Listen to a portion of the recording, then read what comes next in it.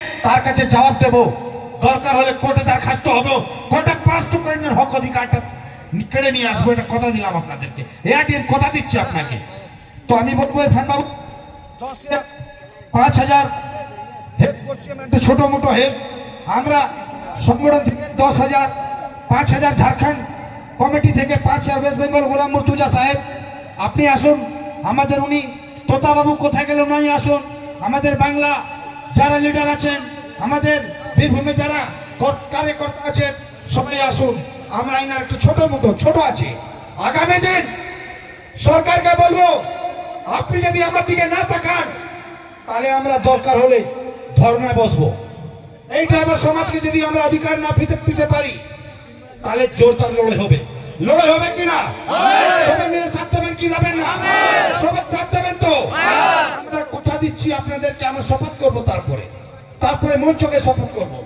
আমরা ভেদাভেদ করতে চাই না।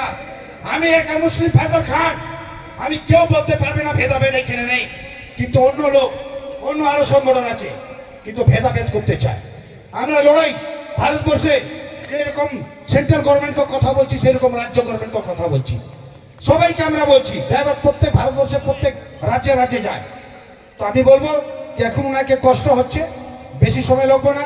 ওনাকে শুধু দুটো কথা শুনতে চাই, আমার কাছ থেকে সবাই শুনে ইনাকে আমি বিদায়ী করবো।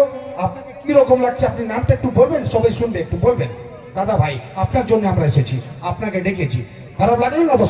বলতো কি রকম লাগছে? মালিক ভালো করলো না আমরা ভালো করলাম? ড্রাইভার গ্রুপ থেকে খুব ভালো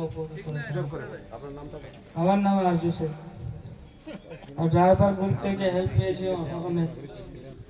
আপনি জল মতন বার করবেন, আমরা জান দিয়ে দেবো, আপনাকে বাঁচাবো, কথা দিচ্ছি আপনাকে, টেনশন নেবেন না। তাহলে ব্যাপারে ক্ষমতা নিয়ে আপনাকে টাচ করে দেবে, আপনার সমস্যা করছে।